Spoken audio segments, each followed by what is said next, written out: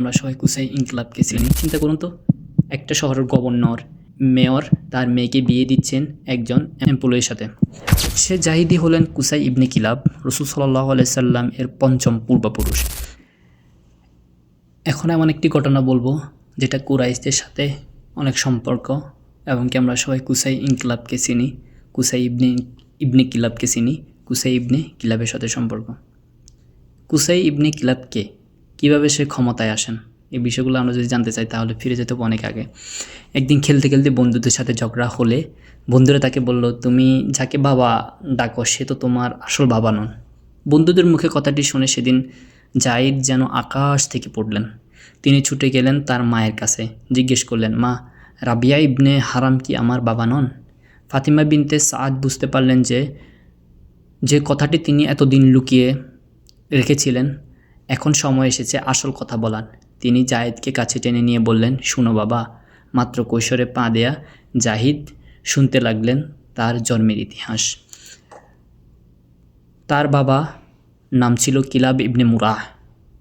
এই ঘরে জন্ম নেন জুরাই ইবনে কিলাব এবং জাহিদ ইবনে কিলাব।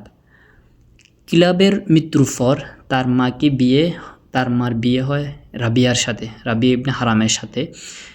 স্ত্রীকে নিয়ে রাবিয়া ইবনে হারা মক্কা থেকে চলে যান সিরিয়া। সেখানে বেড়ে ওঠেন জাহিদ। এতদিন তিনি জেনে এসেছিলেন রাবিয়াই তার বাবা, কিন্তু মায়ের মুখে তার আসল বাবার পরিচয় জানার পর বা লাভের পর বা তিনি তার বংশ পরিচয় জানার পর তিনি এমন এক বংশে জন্মগ্রহণ করেন, সেই বংশই কাবার নির্মাণ করেছেন, অর্থাৎ তিনি ইব্রাহিম আলাইসাল্লাম এবং কি ইসমাইল আলাইসাল্লামের বংশধর। সৎ বাবাকে এতদিন বাবা বলে ডাকার ফলে প্রথমে যে হীনমন্যতা তৈরি হয়েছিল, এবার পরিচয় পাওয়ার পর জাহিদ গর্ববোধ করতে লাগলেন। কিশোর জাহিদ সিরিয়া ছেড়ে চলে আসলেন মক্কায়। এখানকার কেউই তাকে চিনে না, মক্কার কেউই তাকে তখন চিনে না, কারণ মক্কার শাসন ছিল বনু খুজা নামক গোত্রের কাছে, যারা জুরহুম করতে বিতাড়িত করে মক্কায় শাসন চালাচ্ছে। মক্কায় শাসক তখন হুলাইল ইবনে হুবশিয়া। জাহিদ মক্কায় আসলেন, হুলাইলের অধীনে কাজ করলেন।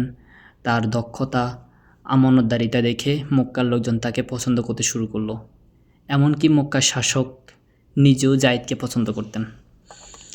মক্কার শাসক যখন হুলাইল নিজে পছন্দ করতেন, তার একমাত্র মেয়েকে বিয়ের পাত্র খুঁজতে লাগলেন, কিন্তু হুলাইলের মনে হলো মক্কার ভিতরে কেউই যোগ্য না।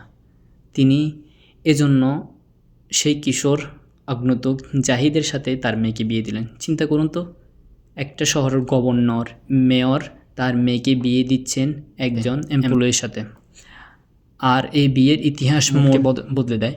হুলাইল মেয়েকে বেশি ভালোবাসতেন, তার কাছে ছেলেরা ছিল অযোগ্য। এজন্য মৃত্যুর আগে তিনি কাবার দায়িত্ব দিয়ে যান মেয়ে হুব্বালকে। হুব্বা কাবার ছাবি পেয়েও বাবার মৃত্যুর পর তিনি এক সমস্যায় পড়েন।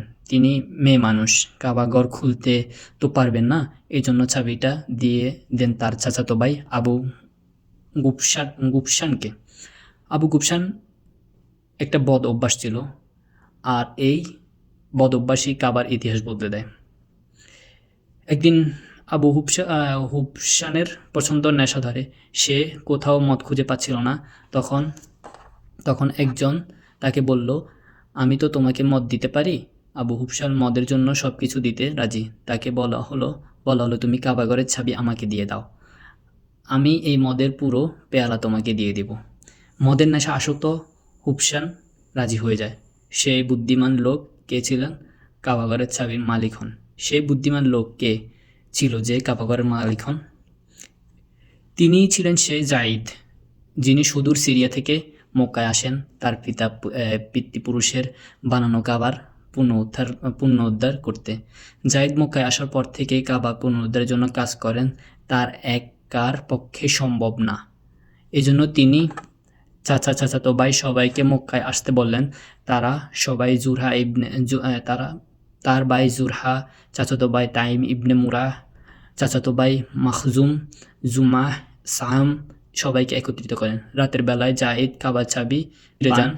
সবাই তাকে বলল, তুমি এ কি করলে? যাও চাবি নিয়ে আসো। কিন্তু জায়েদ চাবি ফিরে দিতে রাজি হলেন না। এই দিনই এ নিয়ে দেখা যায় বনু খুজার সাথে দ্বন্দ্ব। জাহিদও প্রস্তুত, তিনি তো আগে থেকেই তাদের বংশের লোকজনকে মক্কায় এনে প্রস্তুত করে রাখছেন।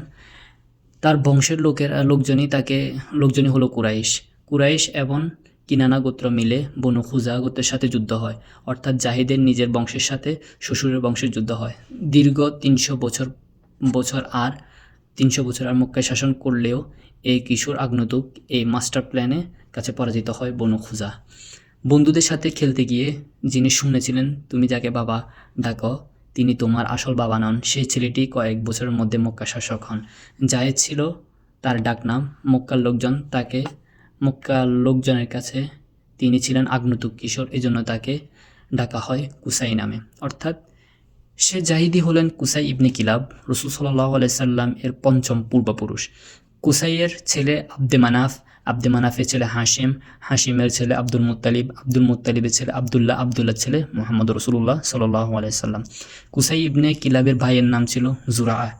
এই বংশে জন্মগ্রহণ করেন আমিনা। আর কুসাই বংশ আব্দুল্লাহ, তার মানে রসুল সাল্লাল্লাহু আলাইহি সাল্লামের বাবা মা বংশ গিয়ে মিলিত হয় কিলাব ইবনে মুরার সাথে।